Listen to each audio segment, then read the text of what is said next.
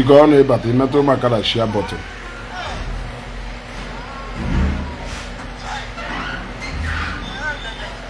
The live was here.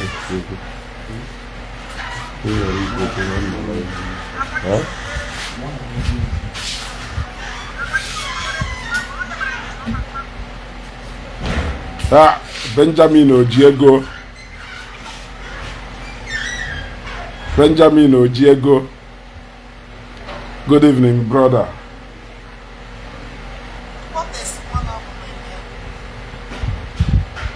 Africa.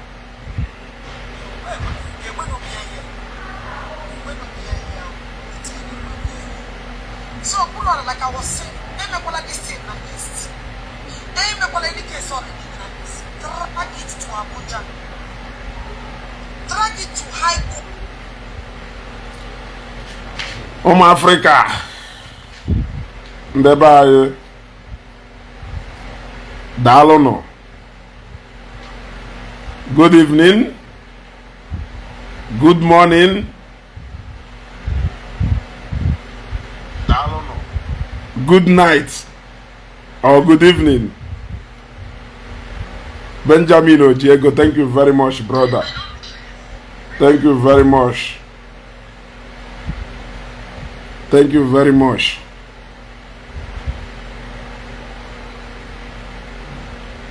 Meto makala share button, no? Meto makala share button, no? Yeah, meto makala share button, no?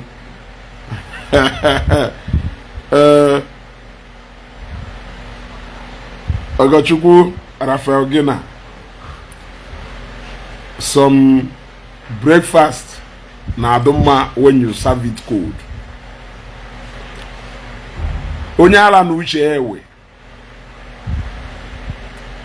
Onyala n'uche ewe. Ona angona ngwo na nkwenu na-abịa. The true fans of Ezugo Global TV. I believe na no mana Ezuga they disappoint. So cool on down. Cool on down. I will soon tell you people where we will be going from here. But Oblonya we from no keta. But I will soon tell you people where we will be going from here. But before we go something in this night. Only eventually I could this thing before, but actually can cover this thing again. Because only program men no toto. If that program men no toto do all about. That program men no toto do all about. Etu nwanna nwoke wu Mathias Ezeaku Ejiofor ko bubata hatred among ụmụnne. Dubenke sorry, good evening brother. Ko bubata hatred among Ndi Igbo.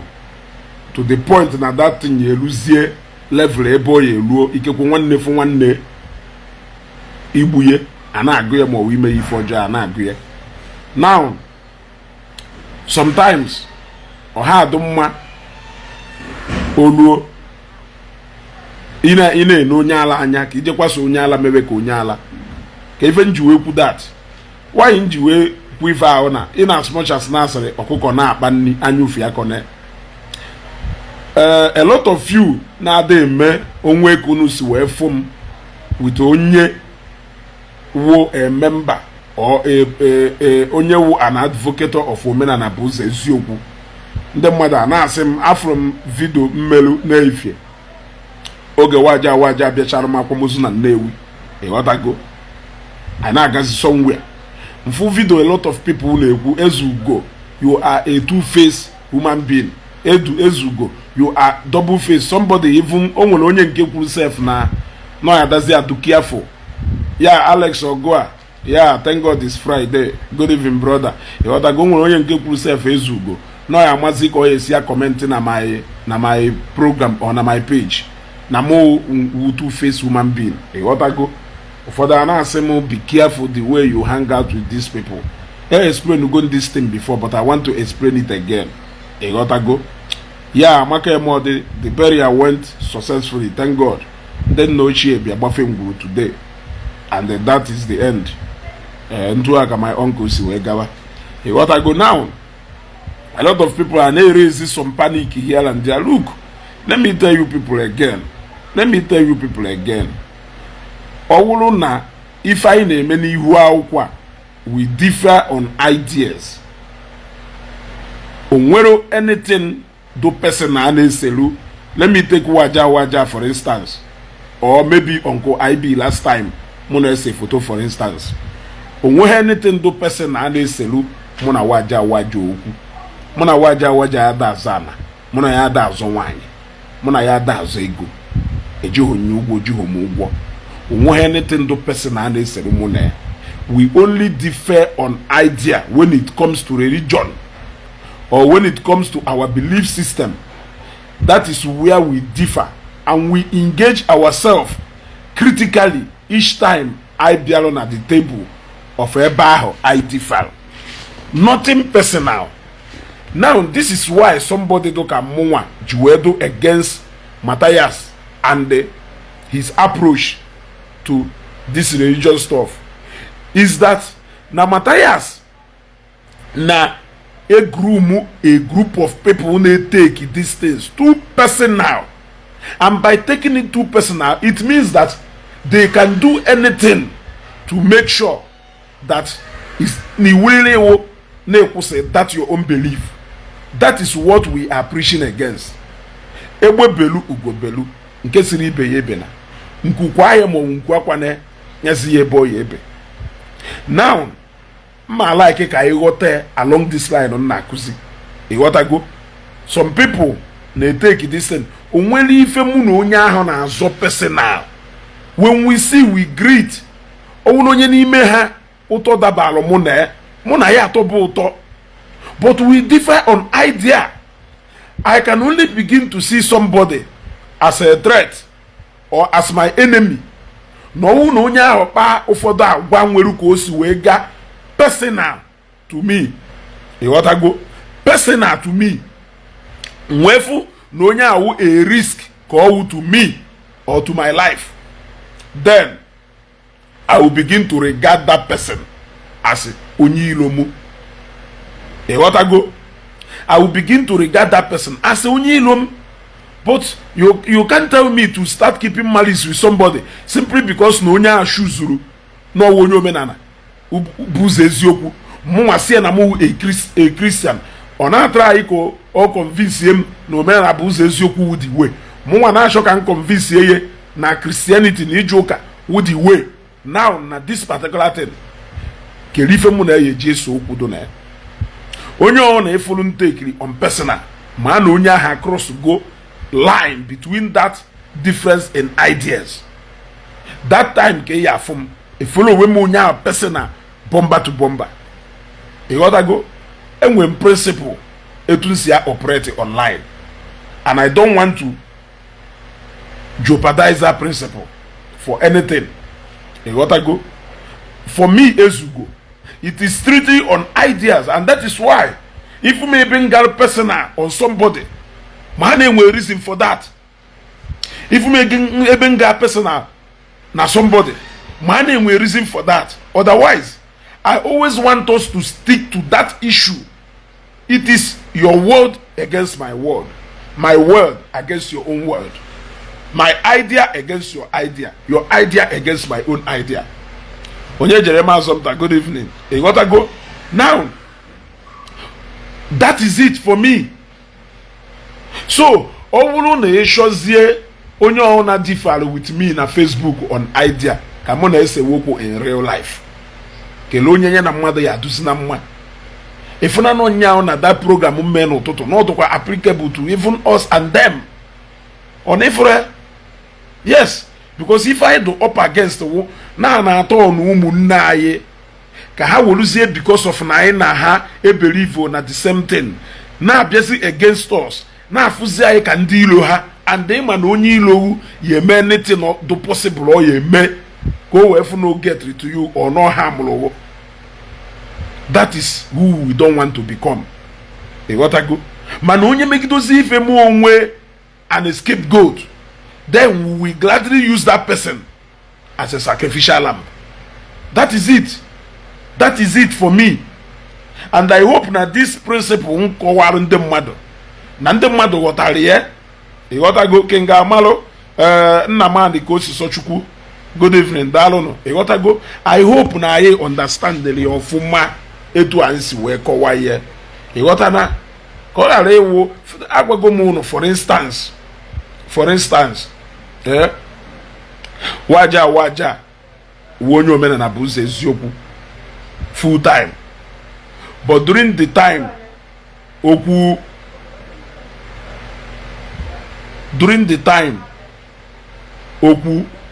ọra ndị Igbo pụtara at first, we united on the same idea. You see, abịa na the idea of religion, we don't agree. But when it came to the idea of Okwuluora, we agreed, we united for a common purpose. And that is ife na-achọ ka na-akọwara ndị mmadụ. And ọ bụrụ na Mathias stick what is happening based on this line, I ain't any problem. Mmadụ agha dey threaten ibe, mmadụ agha dey reki, dey threaten havoc na ebe onye nke ọzọ nọ. Ịghọtago, there will be no need for panic. Na ọ bụrụ na no hapụrụ ife a na-ekwu based on the issues not on the ground, there won't be any panic at all. Ịghọtago, anyị na-ekwuru onwe anyị okwu anyị. So let us understand that ka ọ dị straight. Ịghọtago. Okay, now back to ife nchọrọ discuss n'abalị a. This guy Kelafe, this guy Mbo Wise Now TV. Ịghọtago. Yeah, Alex Ogua, thank you very much. We can agree to disagree. Thank you very much. Now, Wise Now TV, Delu, where say, and I'm a know that thing based on that post to make in Maka, Obi Kubana, B-Lord, and the who again? And the Ono Igbo. You got to go now. Wise Now TV, where they were say, if the billionaires we have love the youth, why are they building more churches instead of company? Because the more poor people we have, the more richer they become. How many times have you seen them in that church apart from Sunday service? If I will say Wise Now TV post through. Now, Wise Now TV, I want to educate you. Makana say na ikwu amaho ibezie. I want to educate you because now sin ikwu amaho ibezie. Mashagari dewe na ifo ono na mashagari na Facebook. Amomi ife kpatalo na onye enweghị ego.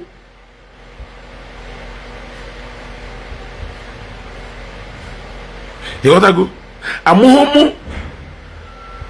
Amahom ka o si awụ na onye enweghị ego na-adụ so wise enough advise onye nwere ego on how he or she will spend their money.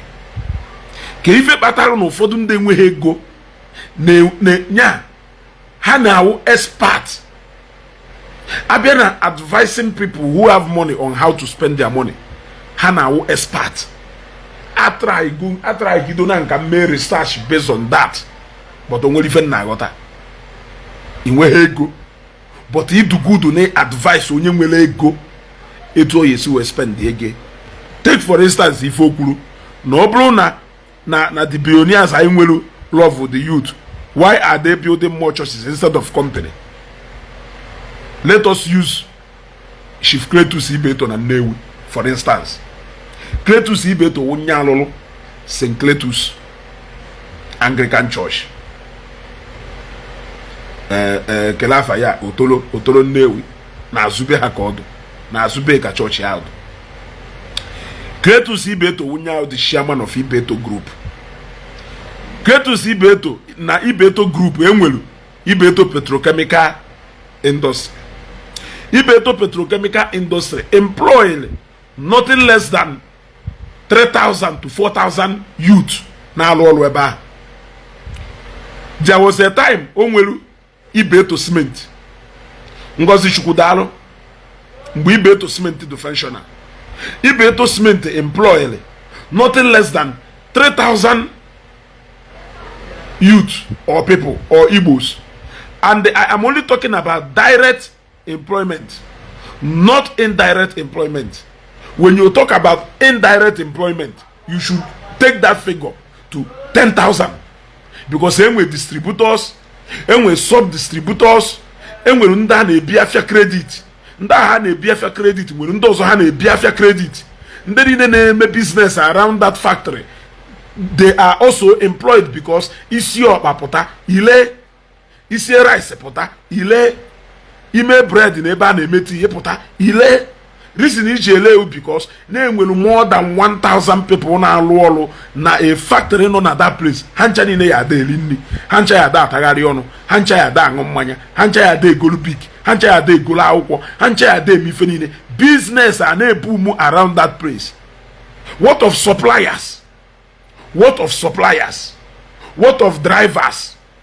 What of rebels? What of professional ones and then unprofessional ones? So, Ibeto nwelu, Ibeto petrochemical industry, Union Battery, Ibeto rice, onwe tank farm ya na Lagos, Odo Holdings, Microfinance Bank here, Ibeto Microfinance Bank, so now one of the best na Nigeria. Yes, among so many microfinance bank in Wediki Jetata, but I have maybe 200 million. Ibeto Microfinance Bank na buying them what maybe 500 million, 1 billion, they join them one 100 million, 50 million. Yes, bank here due to standard. People na loeba. Onwe Choice FM. People na loeba. Ibeto nwelu more than 700 people na anya trucks here. 700 conductors na eso trucks here. Ndị mechanic na alo truck ni na. Suppliers na ele spare parts na let's have spare parts. Etu akodo na the whole business is onwelu scattered all over, both in Nigeria and outside Nigeria. Ngongwa Wise Now TV. Inwelu common block industry. Inwelu common pure water factory. Inwelu common ebe na akpụ interlock. Kedu ife inwelu iji we feel ni inwe got ebia question a billionaire na ego kpatara akpata because he qualify her as billionaire. He qualify her as no billionaires ka how. Can you tell me one way or the other ngongwa Wise Now TV si we do not beneficial to even the commonest man na live na nko kishe no na control 100,000 enwu hunde oka mmo ya de enyere aka ishe no na control 500,000 enwu hunde oka mma o ya de enyere aka ishe no na control 5 million enwu hunde oka mma o ya de enyere aka. Do you think that it is all about creating employment? Yeah? Do you think it is all about creating employment? Ibeto as a person, Chief Kretus Ibeto as a person, he create go more than 30,000 direct and indirect jobs. Yes. And when more than 50,000 households do dependent on that man in Afo. A mama do ne Ghana school and Newi because of Kretus Ibeto. Hapekatampe, ha carry go 2,000 people go school today because of Kretus Ibeto. A mama do no mentor go na business. If I know ba capital oye na Newi, Senator Dr. Patrick Ifanyo ba is a product of Kretus Ibeto enafo.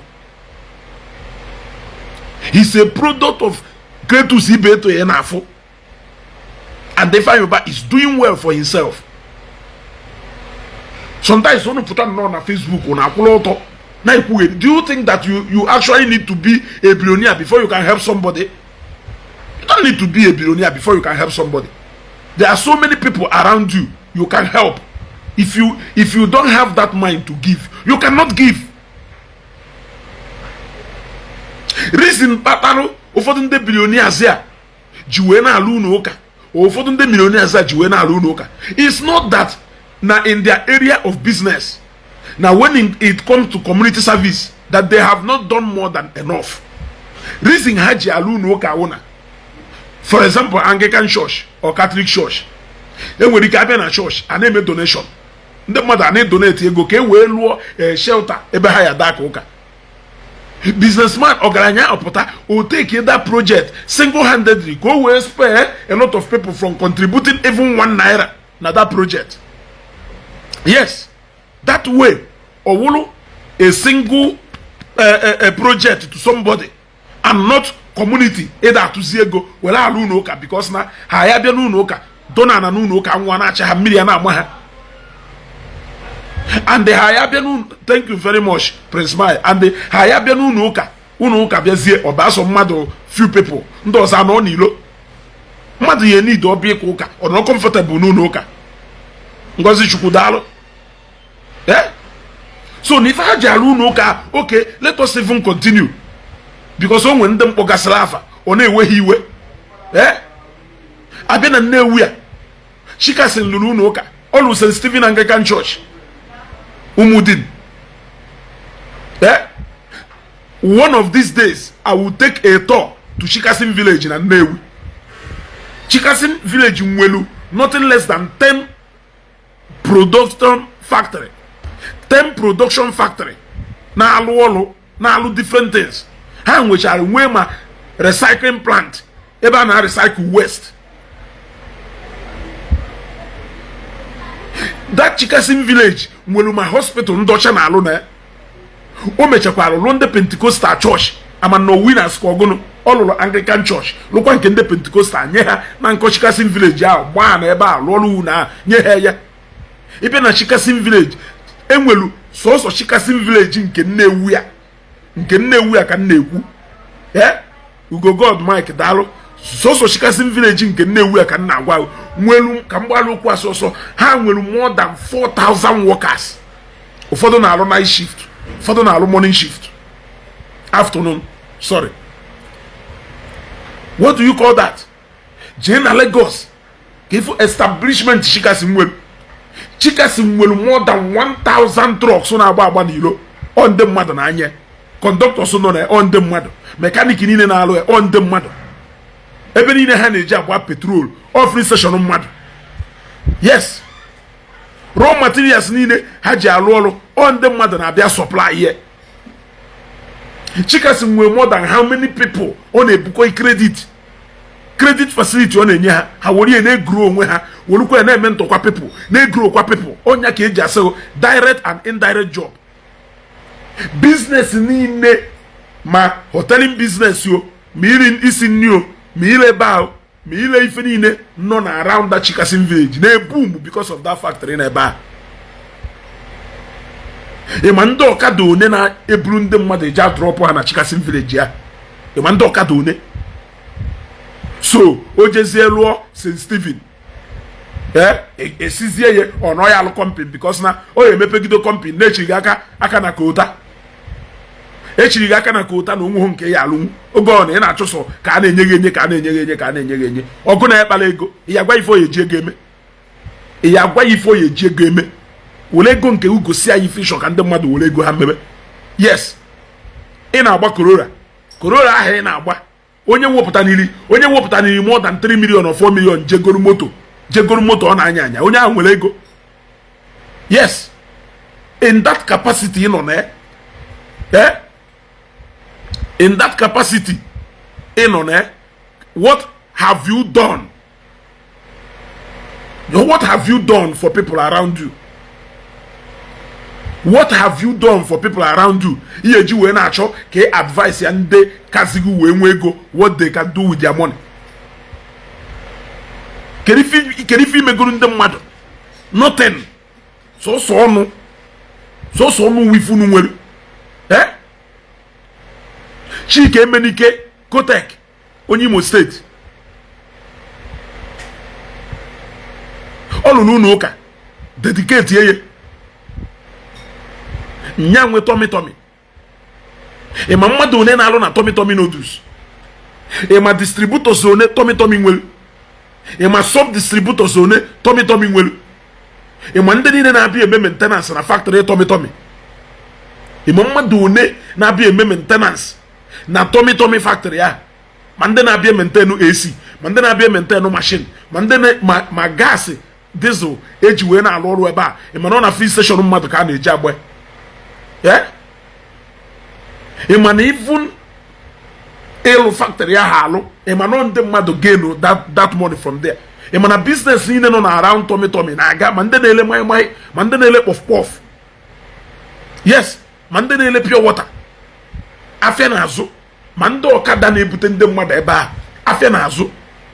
O nwekwa Occultic bricks, nyakwa nwe Occultic motorcycle spare parts, Occultic chi iji akwamozu kịta onwe ife Occultic na-eme, bịa na be Occultic na ọ na-eme ife, ịpụta efi niile ahụ eyi afụ ejekei ụmụazị, ma ndị gbara ya bụ yo setụrụ, ma ụmụazị ọ na ya supply ya afịa credit, ọ na-enye credit facility, ma ndị na outside Nigeria, ma ndị nọ na Nigeria, ma ndị nọ na different state, ndị ọ na-enye credit facility, ha lechaa ha return kwa ego.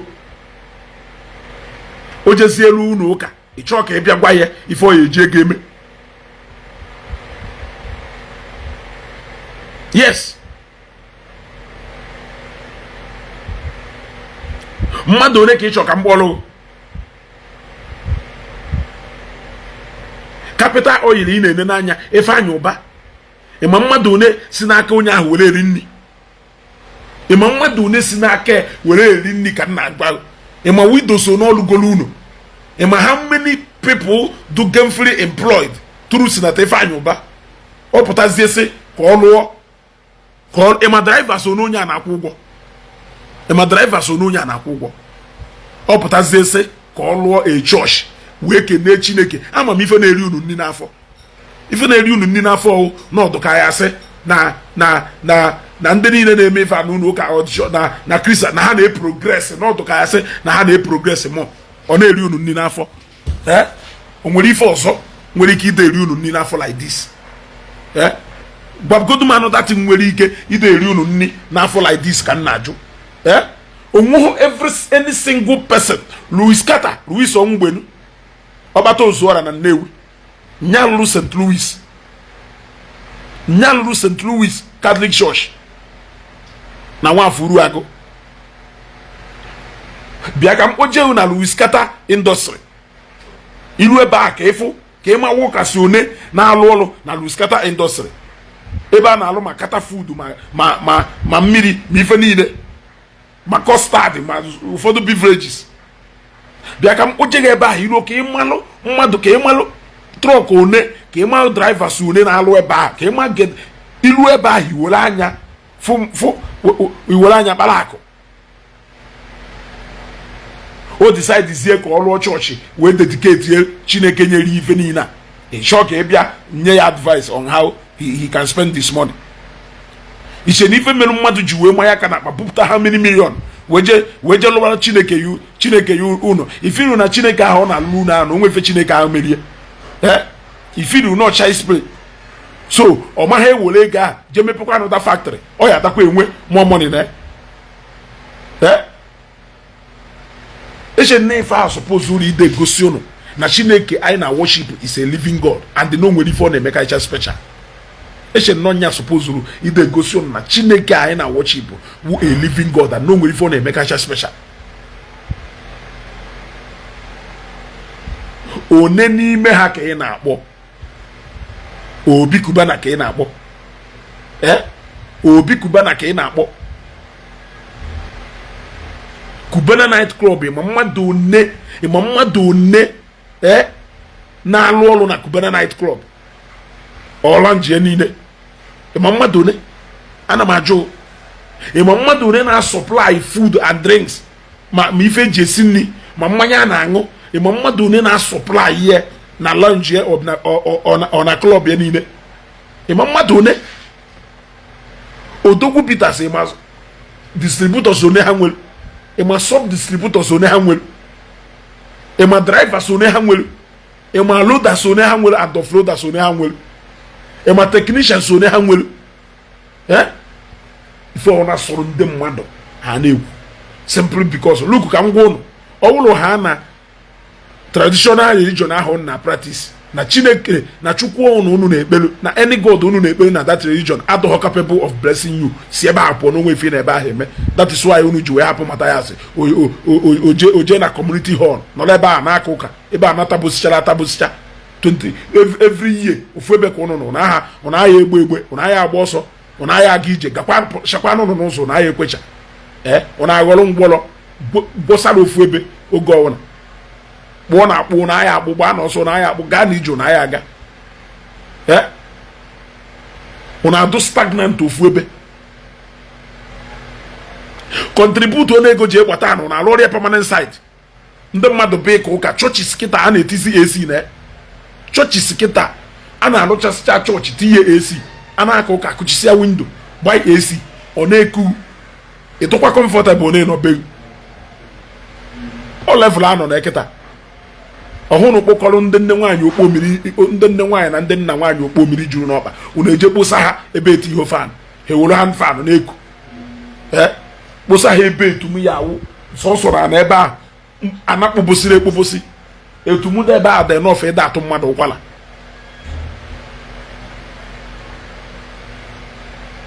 o nwere chọọchị kịta ya dediketiri on Monday n'ụmụ Ezeagu onye lụrụ chọọchị ahụ injinia Shanghai anọsi ike yes Shanghai onye dị ka anọsi ike ọwụ na onye elugo 40 years ma anọ ya adụ ebe ele 41 or 42 single handedly ife olulu n'ụka ahụ for 2 years lụchasịcha ya dediketi ya epụtazie esi na nyanwa amaghị ife ọ na-eme ịma mmadụ one si n'aka ya eri nri ịma engineers one building engineer constructions building engineers one o train go ha do successful na agba moto do successful na alụ n'obe ha yes ịma mmadụ one ịma foreman a lot of uno do na mu of wonya alụrụ ya a lot of nice duplexes ịma na amu word of ma Victory Estate ma Diamond Estate na ndị otu wonya alụrụ ya ịma mmadụ one na-eri nri today because of Shanghai anọsi ike epụtazie osabado kago if you don't go ya bia advice here or what to do with money go and make your own money you make your own money spend there into such spend ụfọdụ n'ime unu na-ede ife meat pie yi gotara obi ya ka dowa yi ni mmadụ ọkada ka ọta ihe ejede igolu nni goye onye go na ewe ihe ejede igolu ice cream goye onye go na ewe ife unu nọ wepụta na Facebook gbaa kamera na-akọnya nyampụ who told you that you kele onye gwa that you cannot help somebody onwe condition mmadụ nọ n'ụwa onweghị onye ka mma you can help onwe condition mmadụ nọ n'ụwa enweghị onye ka mma you can help ọkwanya ka ofu mpama bịara advice m ndị a na-alụ chọọchị why na ha ya eje mepe welfare o je mepe food bank na food bank webe ya onye agụ na agụ ọbịa nye nni na welfare webe ya iruo a na-enye unu ego na-enye unu material agụ n'ọkụ n'ọdụbe ndị ọcha wee jụọ ya ngụnwa n'obodo oyiwo na before na ajụghị fara m ga na your profile ngụnwa n'obodo oyiwo why na ya abịa lụọ ya ka anyị na-eluzie gị anya wee lụba ọ sị na o nweghị ego na o nwebụghị ego nọ mgbe o nwere ego wee sị inwebeghị ego mana ịmụchasịcha n'ife niile eji ịmụchasịcha na ntụ esi eri ego mana ịnwetabụghị ego ife ọ na-akọ na uche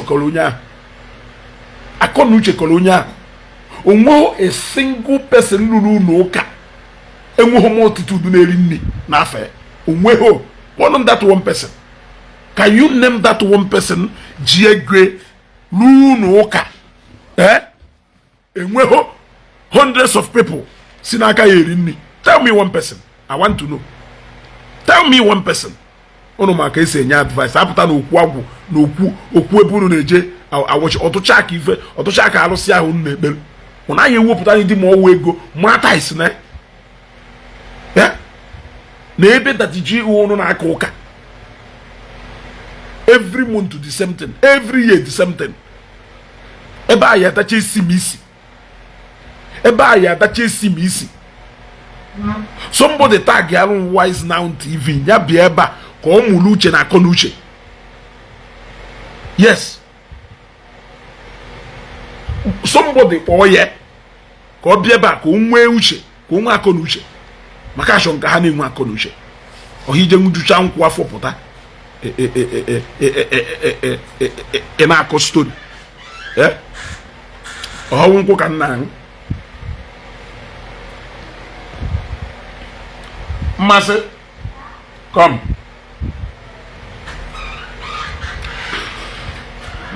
Go to my room and bring bottled water for me. Is that side?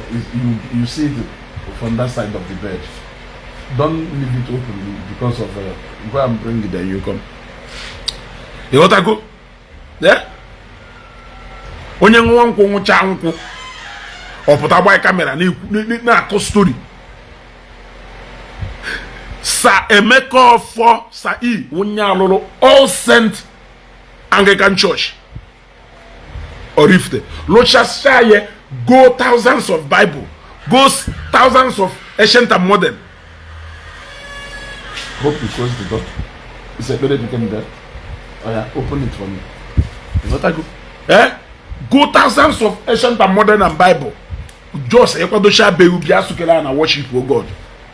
They were back. A make for foundation. A make for foundation. Alugolu nothing less than 100 widows. A make for foundation. Now nothing less than 200 widows salary every month and widowers. Widows and widowers. That foundation go more than 1,000 young youth empowerment. That foundation alone KG fight eradication of polio in Africa, and that foundation became the highest donors. Emeko for Unyao, the highest donor when it comes to eradication of polio from Africa. In Africa as a whole, he won that award the day he declared Africa polio free.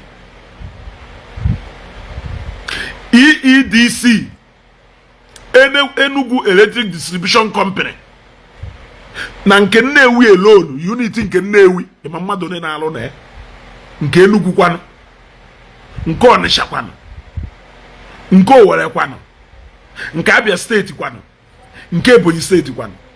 How many people na alụ na EEDC? Moto ne EEDC, Enugu Electric Distribution Company, or na ha enweghị moto na the 5 states, ha nwere more than 3,000 vehicles. Meaning na ha nwere more than 3,000 drivers alone. We are not talking about security men.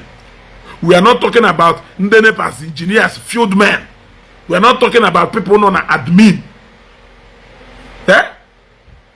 Emeka for zero all cent. Then what of Kelafe? Chrome oil. What of chrome oil? Eh? Mimi wanko hapo maka onye ahụ. Hapo maka onye ahụ. Don't worry. Okwamu wezugo. Don't worry. Oh, I will give you people a piece of something. Zikwa yozi direct. Hapo onye ahụ. Don't panic. Onwe ife na-eme nkụta na-agba ụja ada ata alụ. Eh? Nkụta na-agba ụja ada ata alụ. Yotago. Shepu coins ka agụ ego. Yeah?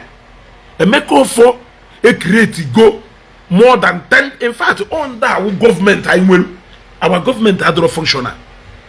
All these individuals saying now church see in they have taken responsibility of government. Their benevolence attitude, because each and every one of them will families are there, but they are highly dependent on them. I know some of them. So na have Bialuno like this. It's a doubt here. JB not every day. JB not every day. Imana innocent capital oil. Imana nda na ebu bata aparaise na container. Pack ye be ha. Every week nda ha ebu nothing less than 20 bags of rice. Hane ebute rice pack ya ye na rooms ni mebe ho du be ha. ịpụta bekata akwa ekwesị je epụta ofu akpa rice bi iburu ofu akpa rice na jeneri ịma mmadụ onye na-apịa akụ aka na geeti ha maka ụgwọ akwụkwọ ma ndị ahụ adịghị chọrọ ije golo ọgwụ ha ma ekwu okwu ndị a ada m ekwu okwu ndị ahụ ife na akwagodo uwu nke dogodolo anya Emekofo has created more than 20,000 direct and indirect jobs. These are the government anyị na-afụ o jezie lụọ chọọchị ka o wee kene Chineke nyere ihe mere ife ọwụ ngụnwa ekwugono m ibe ịta ebe a nkechi owezu oke na ekwugo sekretus wu chọọchị mbụ ụzọ wee kwu ịghọtago ka o wee kene Chineke maka unu tụchasịchalụ so ignorant nke na onye kpatara ego unu ya agwakwa ya which particular God bless ya unu esoghe na journey of his life unu amaghị ife nye na Chukwu ekwekọrịtalụ unu amaghị nkwa okwere Chukwu unu amaghị covenant onwe with God ọ na-efufiri covenant ọgbụgba ndụ nye na Chukwu enwere nkwa okwere Chukwu unu a na-ebe akwa okay, any man no one will the story of his life. They can tell you the story of their life. They can tell you where they started and how they got to where they are. Une kama or happy be boy my bishop na Ishi all St. James Anglican Church. Mecha kwa self law Carols Convent Ishi. Nyendoka. Law ifeni ne dunime nyendoka. Imamma do neneli nita na afọ ogbune chendo Ishi. Odeni Igbo Ishi Bishop Okonkwo ịma mmadụ one si n'aka ekulo elinni ịma clearing agent one na Papa Wolf uwe ekulo wu today na ha lọta nwụrụ ụlọ enube ha ịma clearing agent one ife ọ na-atụ shipload how many containers na-adụ na one ship ife ọ na-atụ shipload on ndị mmadụ na-ekiri ya containers ya truck drivers now convey those containers to their locations. Are you not aware? Are you not aware, Kanajo? Product ni na hona to bata. Onwe distributors, onwe sub distributors, onwe ifo onwe ho. Ema Bishop Okonkwo. One emi fe to for some boys. Ojesie luo St. James Anglican Church, which is just giving God just 1% of a far. Onwelu. Emo gone. Mgbe na gonna Bible Bishop Uzodike na Newi na 1999. Emo na Bishop Uzodike na mgba no nukute school ko madone.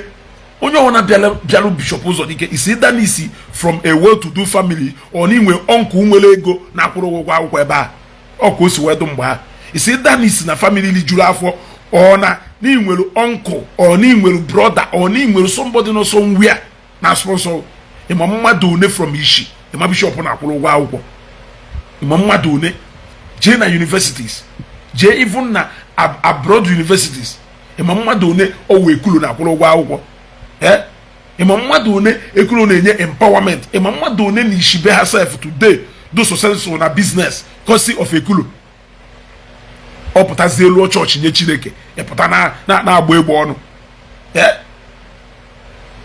ị na-agba egbe ọnụ ntụwa wika na-atụwa wiketa what of engineer Attire na Ukpo talk of St. Mary's Anglican Church Ukpo jee back ifife a na-eme na sị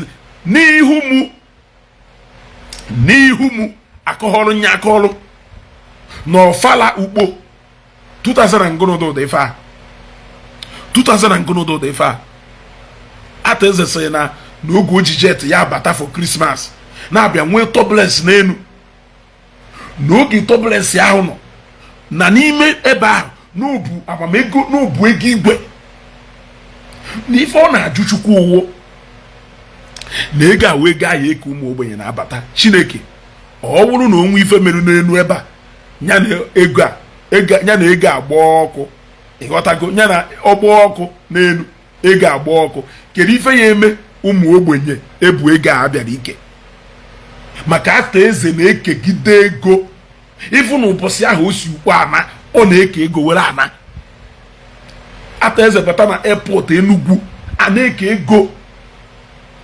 ego atrasoranto petroleum ịma mmadụ one na-alụ na atrasoranto petroleum ịma mmadụ one ha na-emekwuo exploration ịma mmadụ one unu pụta nnọọ unu na-ekwu ife sọrọ unu n'ọnụ employed anụ mmadụ 10 nkịtị ka ha na-alụ ọrụ employee kene mmadụ 10 nkịtị ka ha na-alụ ọrụ ụfọdụ ụmụ bọyị gbalụ n'ụbọyị unu ekweghị setụrụ ọgwụgwọ ndị gbalụ n'ụbọyị 7 years 8 years 9 years ya setụrụ n'nwudo ha mana ị nwere ọnụ ịda agwa nwoke ọzọ ife ọ ya eji ego eme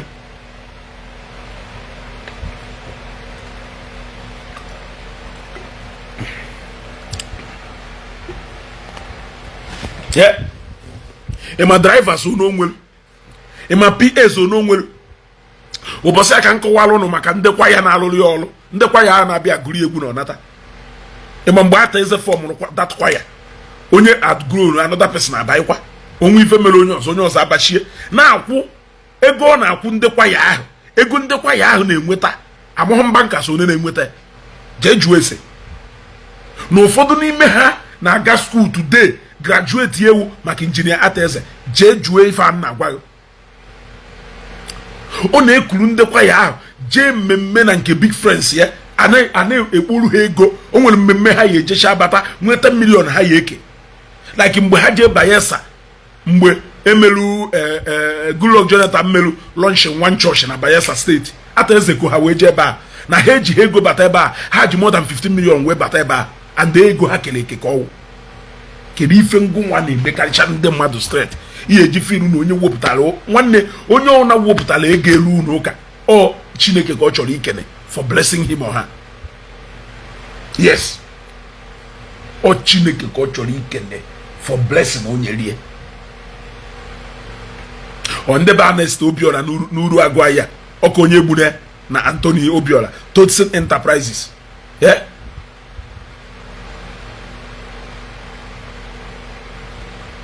ịma mmadụ one si n'aka those brothers eri nri today ịma mmadụ one Traditionen ya ka ha na-ele ịma distributors one and sub distributors one ha nwere ịma mmadụ one ha na-enye credit facility ndị awụ ndị ejike moment of truth good evening ndị awụ ndị ya ha gụọlụ ego ha nọ n'ilo nọ n'aka ụmụ Igbo mụ na gụ and those ụmụ Igbo niile ahụ ego ha nọ n'aka ha they are all doing fine. Ọ dụzie nnọọ ka onye lụchaghị ụlọ ụka ahụ nke wee ga-etipuo ịghọtago nwaanyị onye ji tupu ebe a whole number of people ya adọ na na-ekpere ofu onye ekpere nwaanyị na onye tipu iche na ha amaghị ife ha na-eme jegodo n'ụlọ na agwụ n'okwu niile onye gwara na ya alụchasịcha obi ebe okwu arụsịdụ tinye ma esi ndị bịara ebe ahụ na a na-egbu anụ dọnụ agbaghị esi ọ na-apịa ha n'isi ọ na ịfrozi ka ụmụ nwa dibịa 21st generation dibịa si 21st generation dibịa sa ịhafụzi na ha na-eticha esi n'okwu agwụ ha ịhafụ na ha na-amacha tais mee pop n'okwu agwụ ha jekwanụ si etu alụghị okwu agwụ ndị ọzọ. O nwere ụbọchị m pụtara na Facebook kwuo maka ofu nwanna m onye the same community with me fọrọ nna mmiri ụbọchị mgbadara mmiri na-asị m biko n'ọchọ ka lụọ iwu na agwụ mwebata ya na Facebook che na up till now na somebody ya achatị m sị m do na-achọ ma ịrụrụ nwanne anyị nwoke uwu na agwụ ya onwe onye merie stingy people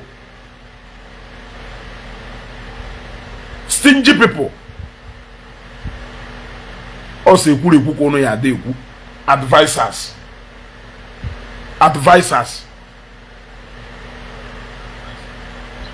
si ekwuru ekwu ka ụnụ ya ada ekwu ụnụ dị good n'inye advice ụnụ dị good n'inye advice ife ị nwere ihe nye n'ihe mmadụ ewuchachala aka chichi nke na ihe guruduru ihe wee wuru inye mmadụ mana onwe ha ka mmadụ si wee wepụta 70 million go moto ha anọkọta na-eme kasị onye ọwa ya eje mepe factory employ ya mmadụ onye nyere agbata obi ya aka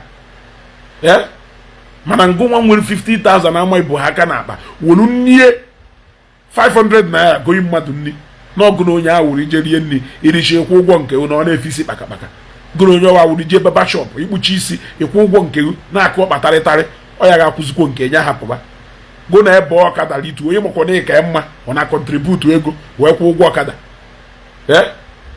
a na-ekwu ya ọwụla akụkọ kpọọlụ 1% can you mention 1% ịma lụrụ ụlọ ụka are you talking about ABC Ezeaku?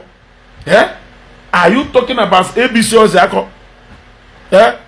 Zebra Group of Zebra Holdings. Are you talking about him? Zebra Holdings. Do you know how many thousand workers that are working under Zebra Holdings? Do you know? What do you even know? What do you even know? Bami fema. Kamu emale bembe bido gwabaga.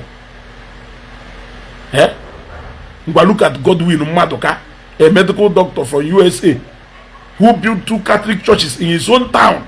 1 Catholic, 1 Anglican. 2 churches. Onya haneku, onya lolo court dona umuchuku ko umuchu. Olosha shalo, Roma police station. Olosha police station. Road the tallest hospital enwelu, if not na this southeast. Na beha akororia ta yiro nye scholarship empower people ife niile government na alụ n'obodo Godwin Madoka rụchasịrị ndị ụmụchukwu be ha. Look at Bishop Ozobro Aloysius Ikegwonu. Ima mmadụ n'ọwụ na every Christmas not big for the sake na Bishop Odondo ka ha ji eri nri. Ima mmadụ one the only akparaise batagolu be ha till today mụ na ahụ na-ekwu wa akparaise Bishop go iri ha. Ima mmadụ one ima mmadụ ima in fact how many people do homeless na Zobolo olulu uno nye obala na lulu uno nye. How many, the last time I checked, that young man with more than 1,000 people non a scholarship scheme nye on a kologwa ukwa. Ediana egbema Zobolo be ha niile or to go place the whole widows and widowers on salary. One ka ya ko happy be ye. When it comes to community service, hancha niile akwụchago their dues. So say ife a ha lụrụ Chukwu ọlụ ndị niile ugwu Chukwu ka ha na-alụrụ ya mana na ha lụziri unu ụka dedicate ye ka ndị mmadụ bịa nọrọ ebe a were ekpelu Chukwu maka na Chineke nyelu ha ife a ha nwelu. Ha acknowledge that no God nyelu ife a ha nwelu. Ebe bịa gwa ha ha yejelu factory. Mathias Ezeaku that GO onwe ha ego ịlụ factory ọwụrụgodu nke pure water lụọ ọwụrụgodu nke ebe a na-ele plastic nya lụọ ngwa nya lụzie ebe a na-eme puff puff in large quantity nya lụọ ya onweghị nke ọlụlụ. Somebody tag alụ Wise Now TV achọ nke onweta this video na-eme tag on this Wise Now TV. Tag alone on this Wise Now TV because only the broadcast name. How much they do? How much they do? Some of these men are not. In fact, the whole of these men are not. They have all done their community service to the last. They have given to God. They have given to mankind. They have given more to humanity, more than anybody you can ever think of.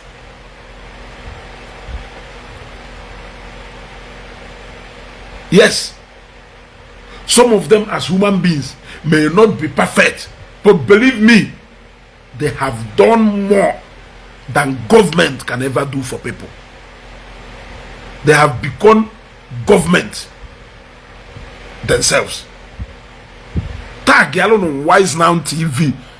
Doris, thank you very much. More 5 or 6 people. Tag alone on Wise Now TV. Actually, on Kofu Vida. I want you to give us account of nke imegolu, because I have given you account of nke ndị a mkpọgasịrị iwu megasịrị. Now you use it as a contact to a lot of ndị ọzọ niile nọ n'ụlọ ụka. Chere mmadụ na ala ahụcha ụlọ teta taa ije n'ụlọ ụka, jee nene ndị niile alụ n'ụlọ ụka ka ịfụ ka profile ha. They may not be perfect in the eyes of people, but it doesn't mean that n'ụfọdụ n'ime ha amụghọ the power of the God they are worshiping, and they have done their duties very well. Ụfọdụ n'ime ha enwego conglomerate as business. But before mmadụ asị na business a conglomerate of business, a man onye ahụ enwee na more than how many people na benefit because of business here. Onye ahụ short one business here down today, it will throw more than 1,000 Igbos into poverty. Yes, it will throw more than kilife na agwa m ife a na-ekwu ọgbagwojuru gị anya, ife a na-ekwu ọ na-acha ụba n'anya. Onwe onye ọzọ tagịrị Wise Man TV ebe a, sọsọ onye tagịrị ebe a Doris tagịrị Wise Man TV sịrị na izugosi ya bịa hie na ini ya bịa za present ebe a.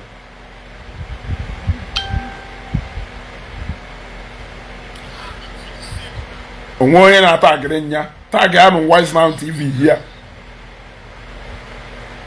Anything nke ọ bịa za present, anything nke ọ bịa za present ebe a, maka ọ na-eme oge ụfọdụ hapụta ya. Thank you Mimi Nwakụ, thank you very much.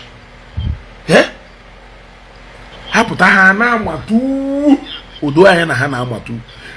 Ka njukezie n'ụlọ ajụjụ, unu nwanwu ndị omenala bụ ụzọ eziokwu a, kere nke unu mebe n'alụ, kere nke unu mebe n'alụ.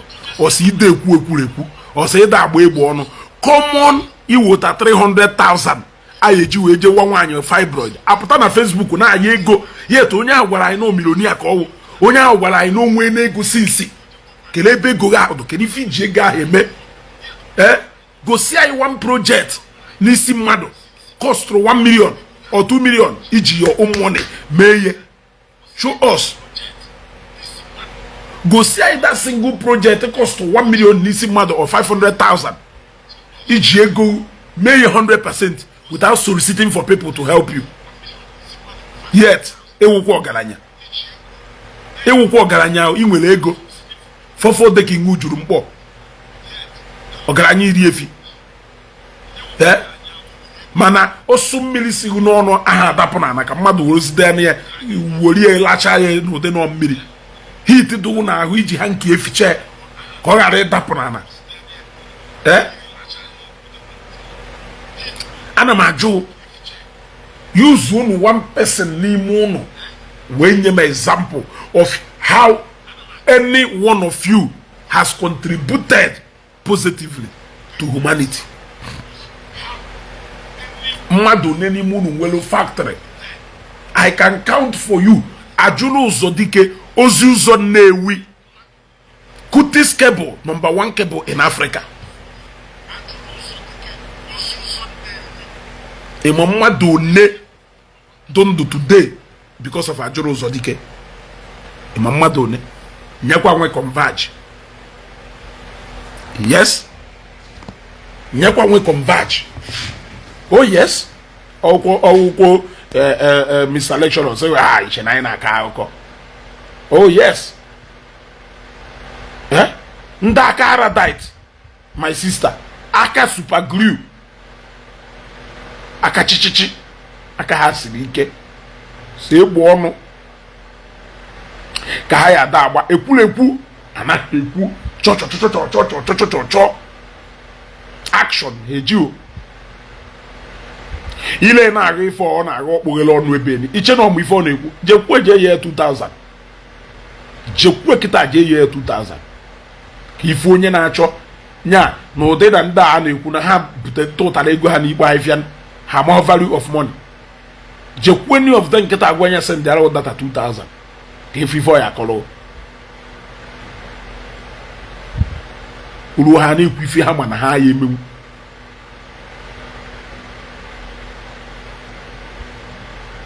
I didn't say Victor Eze. The burial got unsuccessful. Or got unsuccessfully. Dalo, thank you very much. You got to go. Unwe jene ne hancha niile mande contribute lega contribute to major money. Ewelu no go and check them out. These are people who has done more to humanity. Some of them will thousands of workers fana kwugwo. Not under their payrolls hana kwugwo. Where families depend on them for survival. When so many people have mentor that are doing fine. Look at Ike God, Jolly Noodles, Lokwalo, Onwelu, Chapel, Ololo. Eh? Jena Jolly Noodles, Ilwe back, Malo, how many workers in on at that factory? Ana Akwugwo. Ki wola anya ufo, ki wola anya ubaye nene. Okoli Jean Mary, Adam okay. Ona kozina ka Ndi Igbo warisi. These people love the Igbos more than you Wise Now on TV. Because plan wo ka no work ka ebusisi ande bai. Wo any other plan inwel. Every day put on Facebook e na quiz na jump na wu n'enu for nothing. Igbo lose today, lose mmadụ. Ndị niile na-akpọ Igbo lose ha today, ha lose mmadụ. O nwere ike or have anything to you. But to so many people, how nnukwu mmadụ ka ọwụ. Look, Vindek the liberator. Ofeke dokago. Otee na isi kiwere attention na my page. Let me use 2 minutes to give you that attention it deserves. Ofeke dokago. Ofeke dokago supposedly wonye Yoruba. You are a minus to Ndi Igbo.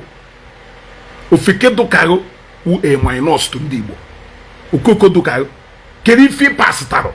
Gbami ife pasitaro. Onwe ife pasitaro. Edoho mmaji. Edoho mmede.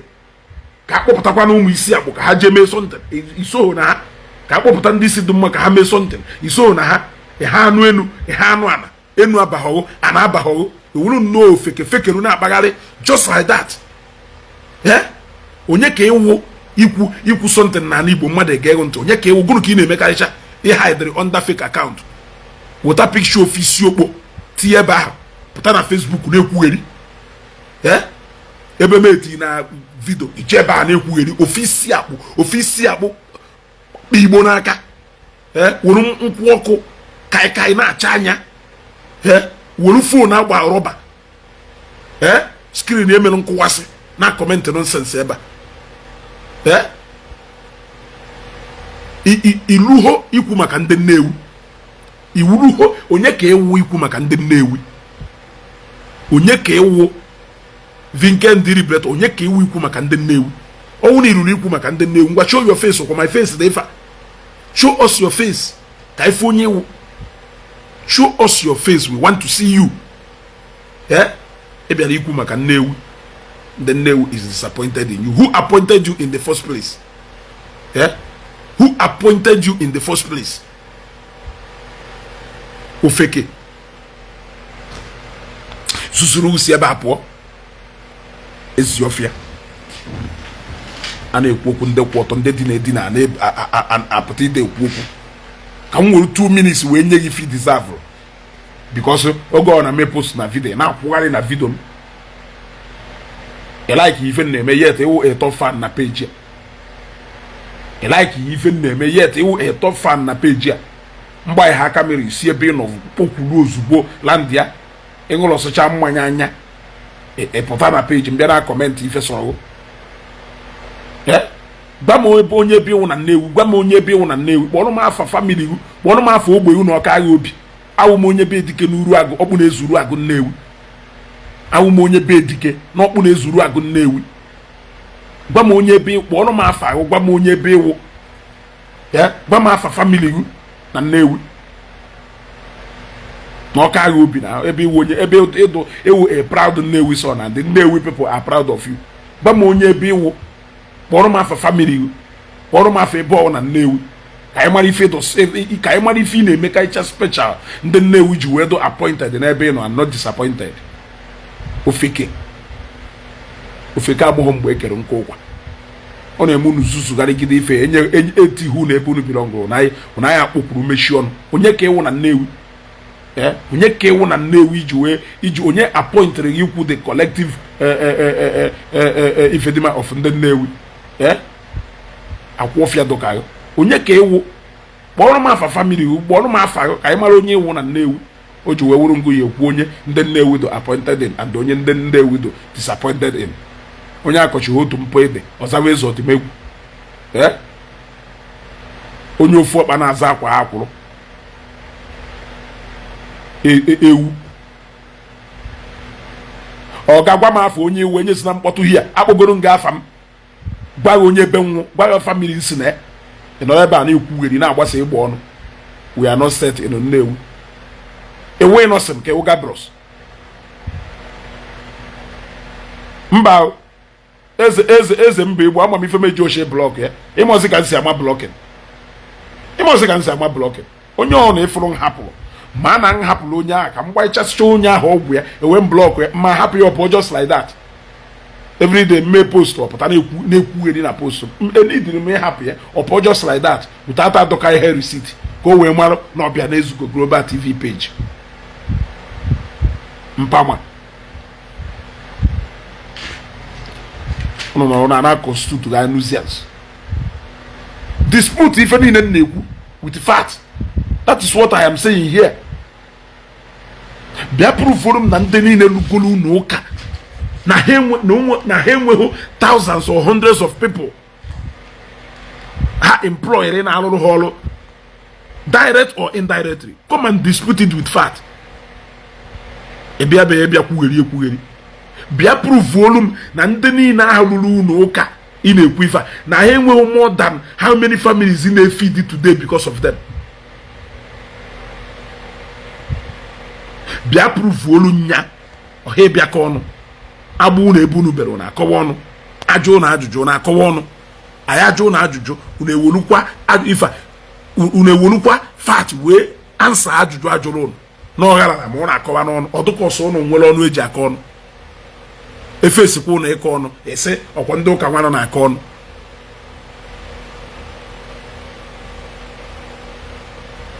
Bịa proof ọnụ ma afọ otu onye mma lụrụ n'ụka ka anyị gwa gị ife ọ na-eme ka anyị gwa gị ife o megolu gwa gị ife ọ na-eme currently.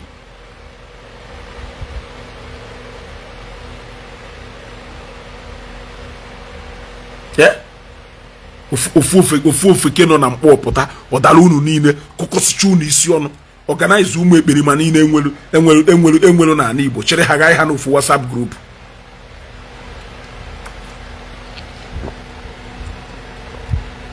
Dadi ji unu elu bụ mgbe ọ ya alụ factory onwebụghị ego ịlụ factory mana o nwere ego eji alụ fọdekin ọ ya alụnwụ fọdekin from foundation to finish mana onweghị ego ịlụ factory.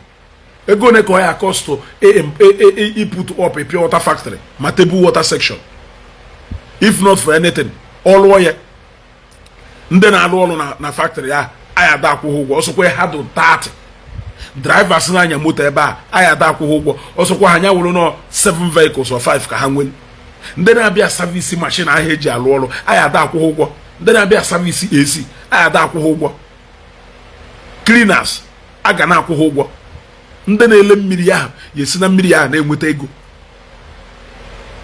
loaders and offloaders ya esi na-enweta ego. So no how pure water factory ha ye create really 1,000 direct and indirect jobs. That is what we are talking about. That is what we are talking about. Obula apụta na brag la you know we for decking. Yeah.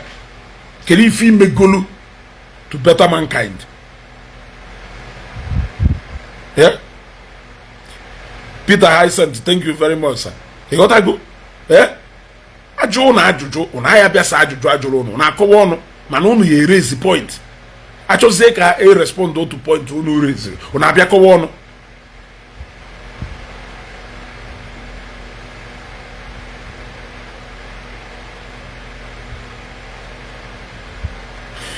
You are from Otolo Nnewi, Umuanuka, from Ilechukwu family, a royal family in Nnewi, a royal family in Nnewi, nobody know you. All of my go, and their program marketa, each yourself, all of family no Umuanuka.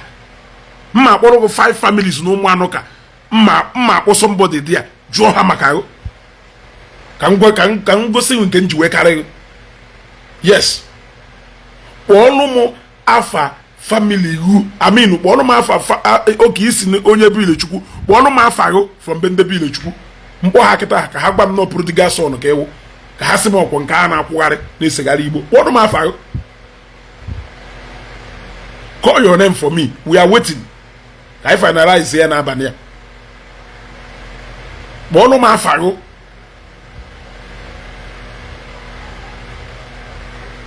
As we progress, as we continue, I'll be waiting for you to write down your name.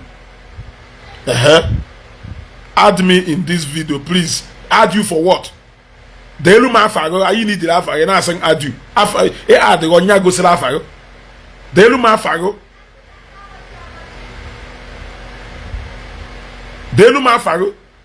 Isi from umanu kotoro be fanyo ba.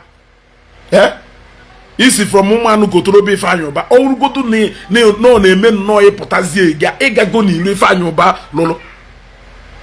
He used to go street right if Fanyoba Tiri. He used to go street right if Fanyoba Tiri. I come make Wokun go make Golumboba politics. I know my wife go make Golumboba politics.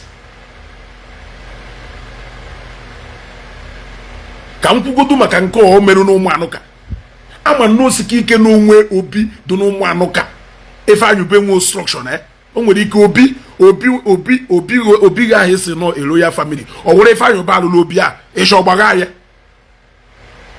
okay vangono wafaro bia na ebe a de la ibodri na royal family Umuanuka na no ife anyube alulu obi do na bia de ye hia ka mmara Ogodu no honyalo ya ama na ama ma obi one do no Umuanuka ha ife ayoba lolo edeye boldly n'enu built by ife ayoba.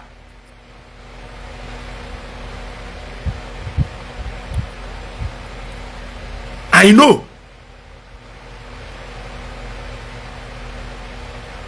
ojezi elu church epụta na asemo why oyeji we na alu church sonya wo onye chukwu kere ebia na alu factory inwe he gelu factory onwe onye nwere ego no ụmụnna yo nye onye alụghọzi factory ma nye je na alu church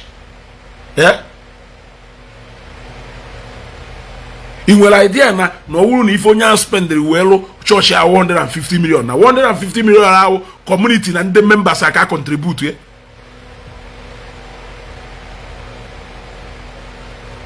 ọgada elu ma afago abata na ahịa bịa constitute nuisance chere onye ọna ka nna akpọkọta na live na ife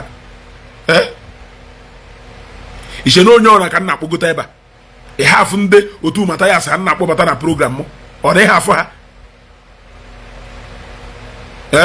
oh thank God also no loyal family not royal. Thank you very much for correcting me. Oh thank you for correcting me.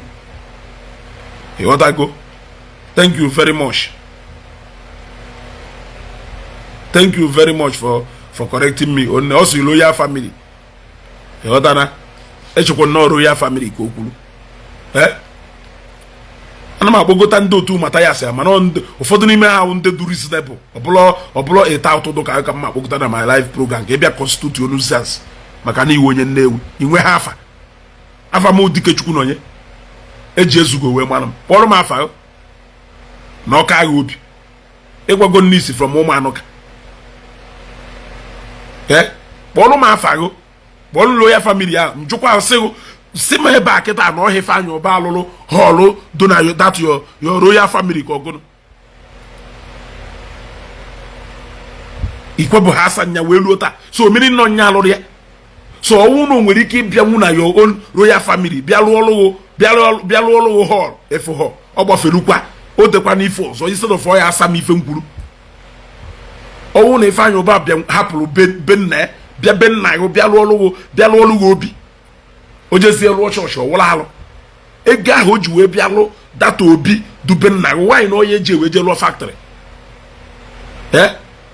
nwaanyị na onye ji ewe je lụọ factory ego ahụ o ji wee bịa lụ obi a dube nna nwaanyị na onye ji ewe je lụ factory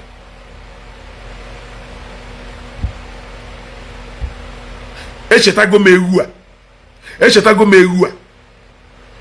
ewu a onye agwalụ m na be ha adụ n'azụ Nnewi high school and Nnewi high school wuo ụmụ anụka and kịta ka ọ bịa kịta gwa m na be ha wuru ya family nwee malụ n'azụ Nnewi high school nwelu ebe Ifeanyị Ụba lụrụ obi opposite ebe a alụrụ họteelụ ọfụ n'isi n'owo ndị ojuhokwa asam ife nkwuru n'azụ Nnewi high school nwere ebe Ifeanyị Ụba lụrụ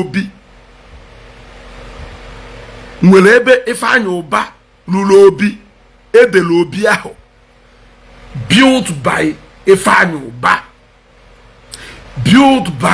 Ifeanyị Ụba echi niile eje mme vidio n'obi a send alụ na ya ka ụnụ fịa kịta ka nchetalụ so ụnụ nwere ike ịbịanwu be nna gị bịa putu up that massive obi o jezie lụọ chọọchị ịpụta na-ekwugheri esenụ na Ifeanyị Ụba alụghọ chọọchị echi niile agba ndị vidio n'ihu akwụkwọ ọ kwesịrị na ọlụghọ chọọchị echi niile agba ndị vidio n'ihu akwụkwọ ka ife ebe bishọp Okeke of Nnewi Diocese ji ọnụ ya were ekwu okwu echi niile kirikita agba n'ihu efi echi niile kpọrọkpọta agba n'ihu efi ka m wee malụ na ongowu bishop of Nnewi Diocese bishop emeritus ọ dịrị Okeke nke pụrụ apụ echi niile wepụta m vidio ka kpọtọkpọtọ gbaa n'ihu efi no Chris chinu alụmọgụ hapụ ofeke ahụ ejego m inwude kịta ọgbafelu ijide ebe ọgbafelu ebe a Ifeanyị Ụba ịfụrụ lụrụ obibe nna ya ngwa ya bịa gbagha ya echi niile Chineke akpọ na ya ọkụ wee kpọọ my cousin bendebe ọgụ azụ na nkọ Kings Palace yes na nkọ bendebe Iwudo ị na ebe a ịgbago ọsọ ofeke wee chụkata ọkpọrọ m afa family ye ọtụkọ ọkpọrọ m afa mgbe a wee chụkata this my cousin maka o toro n'ụlọ ọfụma wee chụkata maka this person ọ sị na ọ maghị onye ọwụ kpọkwara m afa gị ahụ again ikwe ozi akpọ ịgbago ọsọ Ifeanyị Ụba lụrụ obibe nna gị ịgbago ọsọ ikwe ha asanya echi niile kịta mmeje seta obi ahụ vidio gbaa ya n'ihu akwụkwọ nya bịazi egwu anyị na ọha obibe nna ya dị Ifeanyị Ụba ji nwu personal money ya bịa lụọ ọlụ gị obibe nna gị chọọchị sikọ ya alụ ọlụzie chọọchị ọwụrụ nwaanyị na ọya ejelu factory maka na ego ji wee rụọ ọmarịcha obi ahụ be nna gị onye ji nwelu factory ụmụ okoko ọsọ nkwugheri ahụ dị n'akwụkwọ so nya ka ụnụ ma akụgheri nkwugheri ahụ dị n'akwụkwọ so nya wife ụnụ maka esi ekwu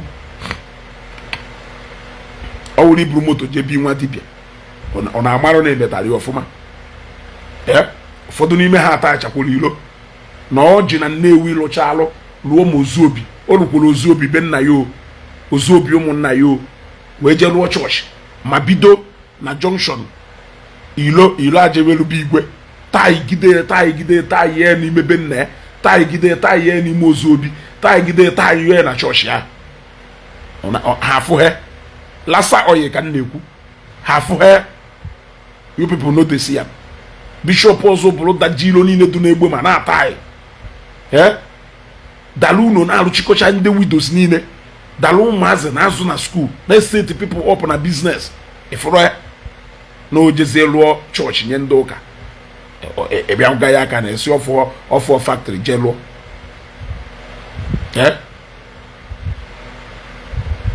You can't tell me about anything about it. Stop fooling. You're for Ifeanyi Uba built uncompleted church in Okwane.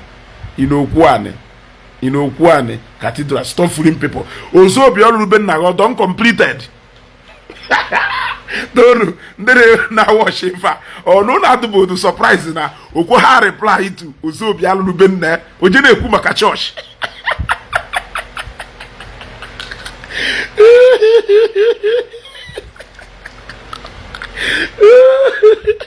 All too busy. Jeneku na alụrụ uncompleted church.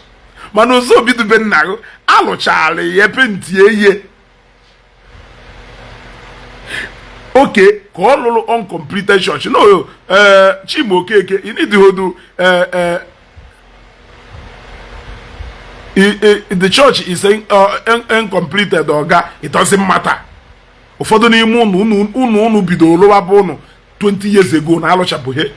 So ọ bụrụ na your own personal house ịlụwalụ since over how many years na ịlụchabụghị, why ihe eji wee je na-ekwu na onye wepụtara personal money na alụrụ ọha na ezu unu ka na ọlụchabụghị or committed a crime? Is it a crime written anywhere? Also in Onitsha.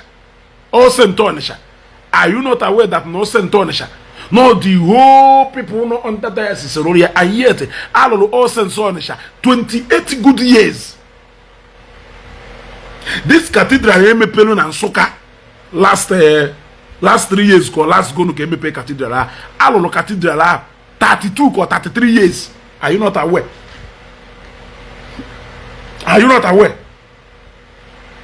So many churches all community lolo all the whole cathedral if the malolo alolo ha nothing less than 15 years we no chaye. So keluki esizi agwam na cathedral kita ka ịmaịlụ onwe gị ụdọ. O tekiri iwu 1 hour iji wee de this comment. Somebody screenshot on this comment o dere Ifeanyi Uba didn't build any obi in my family. Somebody screenshot on ya echiri na mme proof loan ya. Ozobi ahụ was boldly written built by Ifeanyi Uba. It was boldly written. Ọ gbara onwe ya egbe n'ọkpa ụbọchị ọ gwara m nọ n'azụ ife pụtakwata asị nọ from a royal family.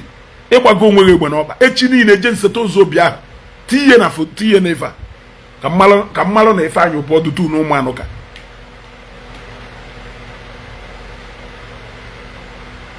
Onwere ife ha pasita on their own. Emptiness, group of emptiness. Ha na-akwụgharị na constitute guy nuisance everywhere. Kele onye iwu you question if mmadụ ji ego eme when you haven't done anyone with your money. You have not done anything with your money. This guy is not the reason why. The point is that he had the intention to build a church and started it. He has built an obi, a church, and has business that employ people. Which one have you bring? Nothing. Christian Anomogo, nothing. So say bono. Also empty konkomu with a make noise. Empty konkomu with a make noise. Empty konkom. Unahanwana. Eloho church, eloho factory. Won't be memuru. The woman mad if we now pugare. Man need to good on advice a mother. Epate go this jet pattern. Epate I be gwagi fi Jimmy. Jet pata your own money. Epate I buy ki Syria. Maka you do bego. Said by in that day, you madife. Look at them as Ndomena na Mathias Ezeaku how donation even 1.3 million game make it dolu. May how many more than 3-4 hours? Raising more 500,000. I am a witness to Nsukka Cathedral. I was still in primary school when I knew about the building. It was finished a few years ago. Thank you, Arinze Victors. Thank you very much. Owuna Cathedral Nsukka Imanom Ohaneze ikwu na ibe ndị enyi na ogo amara m mmadụ niile elụrụ na alụrụ ya for how many years? How much more cathedral owo foye na alụ esem no finish here. Iche na ikwu no finish here. Ka nje gbagaba no finish here ko no finish here. Ka ngosi video Bishop Okeke meru mgbe church ya akado about 60 to 70%. Ka ngosi video Bishop Okeke meru mgbe that church is about 60% to 70% completion. Ka ngosi that video. Ka man ongo Bishop of Nnewi Diocese. No class no na akogari. Bam a single person no ka efidi bo ha sielo ha employ ya people ha na alolo na akwụ ụgwọ nwe people ha na emeru charity ogonda na eme ihe emenwuye ụfọdụ n'ime anyị nwu dị ego ha nwere onwere ike ihe nwenikwa obi mee onye ọ na-wepụtara obi were ego jelu unu ụka nwanne onye ahụ nwere obi eji enye mmadụ ife ohile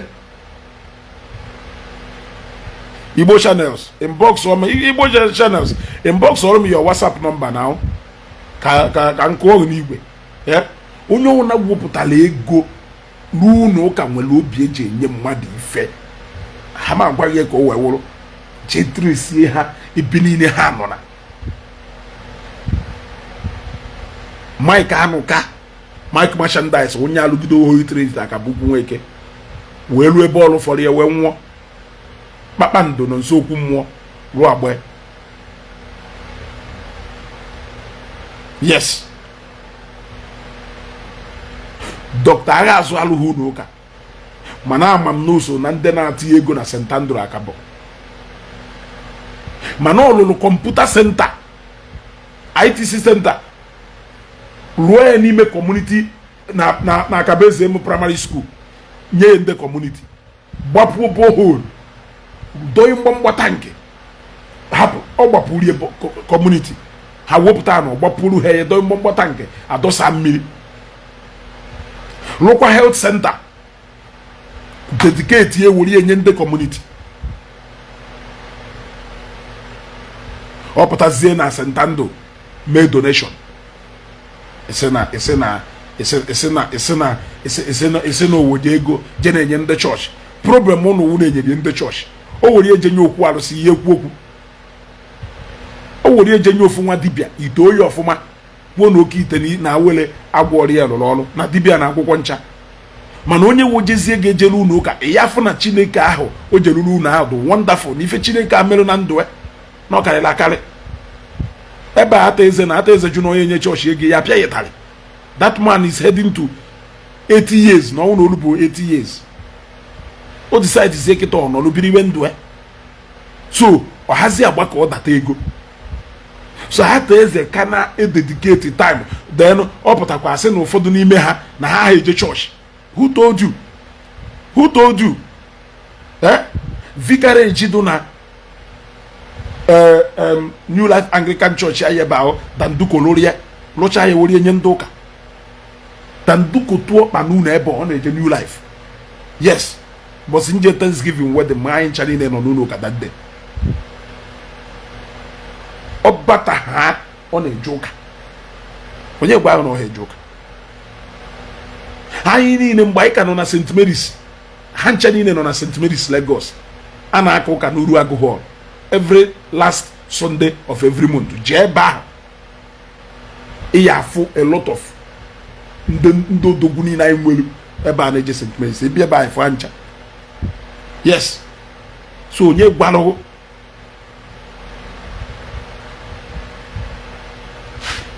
gwalụgo na ha eje ụka ha na-eje ụka you are just no na your emotion na na your imagination na akotu ndị ọgaranya niile every Sunday ha ncha na-eje ụka ma ekesị ha ncha na-eje ụka ọkwọdị na nwa emeakụ ha ncha na-eje ụka Louis Kata ha ejighị unu ụka egwu ibe eto nọrọ ha na Nnewi iwuri n'iwu na ya nọ na St. Cletus every morning ka ha wiwu ọ bishọp Ọzọbụrụ oji ụka egwu kpọwa afa ha ncha niile oji ụka egwu ojiri ụka egwu I want you to name them kpọwa afafa ebe ọwụ na ha nọ na ndị niile ahụ ịma na ha lụrụ chọọchị lọchasịcha chọọchị were nyefee ndị mmadụ. So brother, the area ebe argument is wee bịa ọdụ baseless ịghọtago ọdụ baseless obele agent of darkness ka ha wụ Kasongo ọ bụrụ obele agent of darkness nwee ife ha pasịrị anything onwe any of them nwelu a manufacturing or any place ebe a na-eme osokwa nya were ebe a na-akpụ clay pot osokwa nya wụrụ ebe a na-akpa azịza onwe any of them nwelu anything like that egbo ọnụ apart from nke na-akọpụrụ gwongworo o jeje egbusi ụmụazị be anyị na mkpọ gwongworo na-egbusisi ụmụazị be anyị na mkpọ apart from that one which is na onye ọ na nwee normal business ọ na-eme that one abụrụ na anything nke ahụ employed mmadụ one ọkwa garaji ahụ ọ na-egosi ịpụta ifu mmadụ ịtọ na ịnọ n'ebe a na were ha ma na-eti gwogwogwogwo ọkwa ego ha ka ha na-agbalụ mana ife nna jụụ kelee onye kelu on a ground ebe o nweziri ịnọ wee na-agwa ndị Igbo okwu anyị ma ndị ya ekwunye okwu a n'ala Igbo ndị Igbo gee ha ntị ọ bụrụ Mathias ọ bụrụ anybody na-efolo Mathias ọ bụrụ any member of Omenala bụ ụzọ eziokwu onwe onye n'ime ha nwere ike ikwunye okwu ha na-ekwu okwu ha na-ekwu galịrị ha okwu afa na-ekwu kalịrị fa big time jee na be ndị niile a na-agba olulu n'ụka every December onwe December ndị a na-eke anything do less than 500 bags of rice ịda ụtụ onye jee jụọ obodo rice ndị highest ndị na-patronize highest ka ọ gwa jee jụọ ya ka ọ gwa ndị na-patronize highest ịghọtago so keduzi ife a na-ekwu kedu ife a na-ekwu ife a what is it we are talking about ịbata be ha na Christmas a na-eke akpa rice na-eke ego na-agbara ndị mmadụ Christmas ifu ndị ji efi bịa na-ekene maka ife ọma emerụ ha ifu ndị ji ọkụkọ bịa na-ekene ifu ndị bụ torotoro ifu ndị kpu iwu Hausa ndị niile ahụ ndị emeela amala ị ka nọrọ na-ese n'elu mmiri ife chọrọ uwe onye ọkpata ego owere ego erugidoro factory wee ruo ụbọchị ọ ya anwụ nwụọ nke pasịtara ime iwụrụ nnọọ mmadụ efu wụrụ mmekele efu nkịtị sukele ana na-azasa afa wụrụ expert n'imepe fake account ụna wụrụ expert n'imepe fake account sọsọ ewu ife ụnụ pasịtara wụrụ expert n'ikpu iyi sọsọ ewu ife ụnụ pasịtara wụrụ expert n'ide criticize oge ọwụna sọsọ ewu ife ụnụ pasịtara onwe ife ọzọ ụnụ pasịtara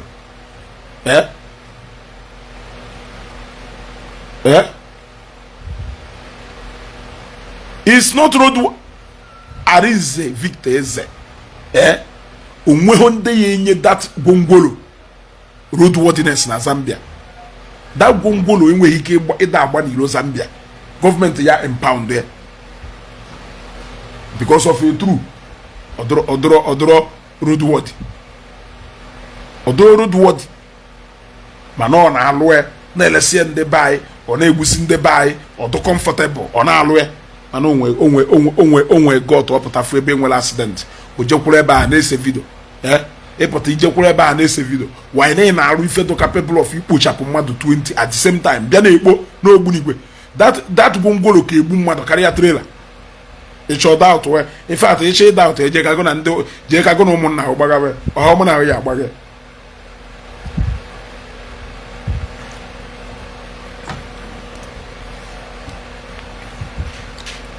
Isiagu Ishi na-abata Nnewi gacha Otoro police station tata ka nna agwa ịgbagota na anya n'aka Nnewi ka ife ebe n'ebe dagwu ngwolo meruta nchọ nkwụsịsị foto maka ọwụrụ nnọọ ya akwụsịsị ye ọwụ na nchọrọ akwụsị mee video ye were eme video ma ọwụ na nchọrọ agbanye live camera ma ebe a were eme video jee ebe a ka ịfụ mkpamkpa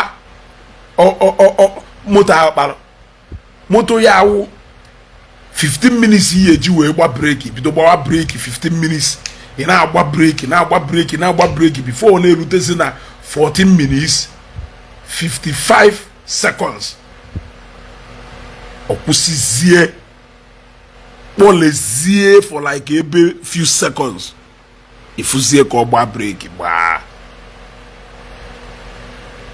no ceremonies that one for sure enidiri go enidiri ka break pad that gongolo na use ka no break pad ka na use on shoe break ka if on use that amom akpakocha alumi eme otu oye wolu ayon wolu marodo kpukosicha ife nwan wo pipe wolu pan machisia pentie deye eziokwu bụ ndụ ma o deye amandi a na-eze ifu ebe ha na-egbu họn ogbu ha họn papa ma na oluwe n'ebe ọ chọrọ ịgba breki ọ pọmpụwazie ye pọmpụwe 2 minutes o wee bịa kwụsịnata ma o train mmadụ ewee buru ogbe nkụ n'anya wee buru ogbe blọkụ n'anya were achọ onye ọya atụpụ aja dị ya n'anya Preso di Peter lọlọ ka maka mana eziokwu Albania Chigozie good evening brother ịghọtago mana eziokwu ka a na-ekwu so basically even ji wee mee this video n'abalị wụ achọ nka this guy gosi m any person anybody n'ụlọ ụka n'ụlọ ụka lụchasị ụlọ ụka onweho nya ụfọdụ n'ime ha abịadugo an empire ụfọdụ n'ime ha abịadugo an empire ha chefuzie na chọọchị ahụ sef just like mgbe Louis Katalolo St. Louis from foundation of that church to painting of that church pawara ụmụnne anyị ọgaranya onye supply ties ndị roof n'ụlọ ndị laborers rụrụ ọrụ ndị kụrụ isi gbamgbam ndị kụrụ gbamgbam ndị ma ties ndị rụrụ window ndị rụrụ door ndị rụrụ oche ndị bubata mabụ ndị mere ife niile ndị mere mpenti ndị mere plasta onye egolo aja onye egolo simenti onye egolo osisi onye egolo roof onye mere ife niile it is a whole circle of employment and empowerment. Alex Ogo very soon I ebupụta campaign a n'ihu akwụkwọ go nwobele ego anyị ebupụta campaign a n'ihu akwụkwọ go anyị ebupụta campaign a n'ihu akwụkwọ nwobele oge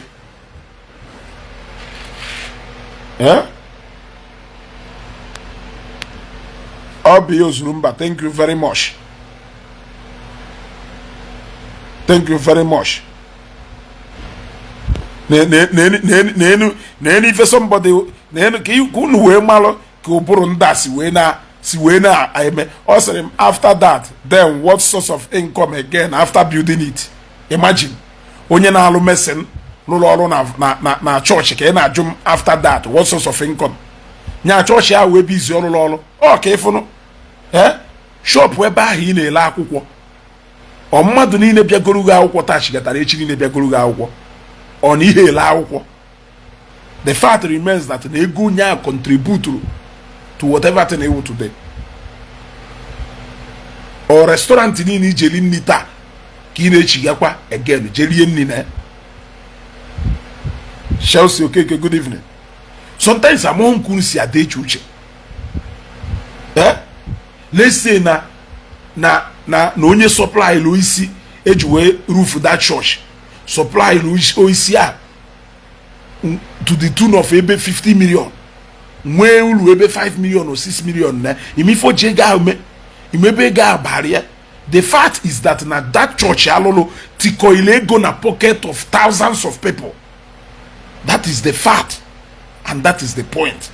meaning that money and that money o wepụtara wee n'ụlọ ụka indirectly wu people ka o kelie ọ na-akpụsị na pocket ndị mmadụ yet ọkwa ọgọ omelu ndị mmadụ emelu because ọ rụcha chọọchị were nye ndị mmadụ. Why o ji esiri unu ike ịda understand? O siri unu ike ịda understand na all the people rụrụ ọrụ na that church they all made their money and ha were ego aha na kpuo je nyere family ha aka. Ụfọdụ ewere etichaikwa n'ụlọ ha na-alụ, ụfọdụ ewere emezu ego jegoro moto, ụfọdụ ewere ejegoro machine, ụfọdụ ejegoro phone, ụfọdụ ewere ego zụrụ afịa kpọire nwunye ha na chọpụ, ụfọdụ ewere eme so many things. Ụfọdụ nwa ya ahụ adụghị o si na mgbe ahụ ọ na-arụ ọrụ were ego buje nwa ya ụlọ ọgwụ eje gwọọ nwa ya ndụ. Ịghọtago?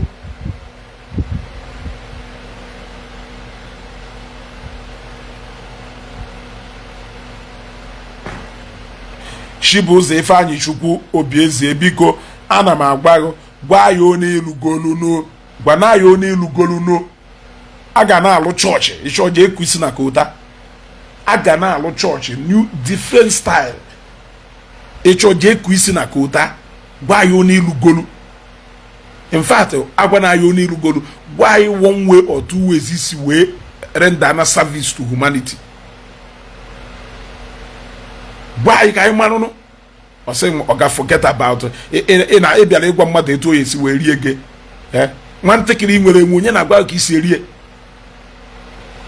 onye na-agwa ka isi eri ihe. Gwa anyị family ga iruo ka ịmanụ mmadụ onye ego na-aba akpa ha na family. When I went to Enugu, I went to Ntachiosa restaurant to eat food. Now I am no longer in Enugu. Does it mean that their business has closed? These Mathias people have serious problem. Mana eziokwu ha nwe serious problem. Ị na-akọrị n'elu ha na-akọ n'ana, ị na-akọ n'ana ha na-akọ n'elu. Ịgbadata n'etiti esi aka n'ime ụwa aka ekpe. Or if I ji mara ha adịgo news to them. Go and make your own money. When you make your own money, you go and build your own factory. It will also give you money while giving people jobs. Or blossom then jobs. It will also give you money. Make your own money and go and build your own factory. We will wait for you to give us update. I video free. I will end this program here today.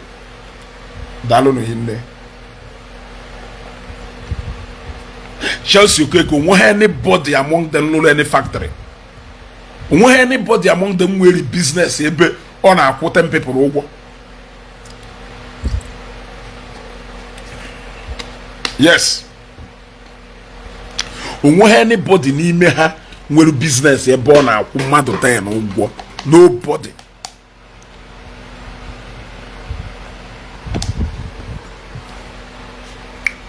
Ọ sị ekwurekwu ka ha pasịrị.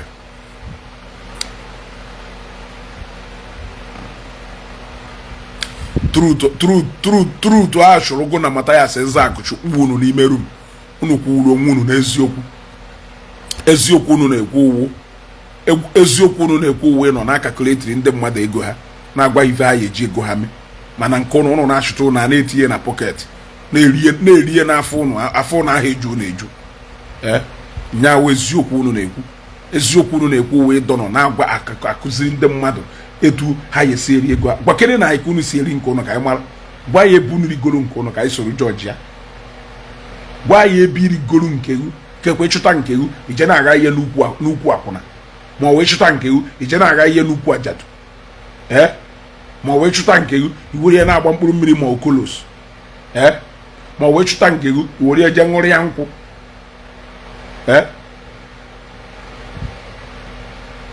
Mana onye chụtazie nke ewere ya eme ife ọ chọrọ iji eme bịa ka egwe.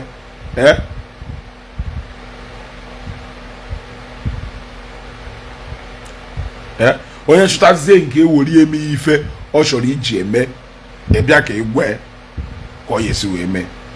Shut up and go sleep. Stop talking nonsense. Okay, I cannot end this program without blocking somebody. So based on that principle of blocking, ka program anyị n'abalị a wee zuo oke. Ọ na-afụgo na o nwere a lot of people commentary with so many harsh words and then I hapụrụ ha, but I am really an scapegoat. So I thereby this night declare salute lessons as somebody made you a scapegoat this night. So brother, thank you for watching me so far, but it's so unfortunate that not this night or the last day you will watch Ezeaku Global TV. Thank you very much for watching us. Sati lessons, thank you very much for watching us. Blocked, yeah, thank you. Go and scapegoat this night. So since it's Remona Bula, and Melki Bruce on Abula, then in a watch like Nabania, thank you very much. They have to practice what they have to preach what they are practicing. They shouldn't be waiting for us to be setting all the examples. We are the people who are doing all the employment. We are the people who are doing all the empowerment. We are the people who are doing all the community service, putting transformer, constructing road. Onwelo nke ha na-eme sive ha no we da ku gene na okpokolo na ayo nzu na ayo edo na ana. Nothing else ka ha pass it. The next thing had to go to na special advisors on how to spend money. Ego ha akpata ho. Ego ha ama ho ka esi akpata. Mana ha ama ka esi advice ndị kpatara ya eto ha yesi wee na-eri. Go. So here we have passed and nothing more. I'll end this broadcast this night. Kabani amala imma biko onye dinerana nyala ho ka nwofo. The COS issue. Hey, very dark man. Oh yeah, I don't know. Catch your phone.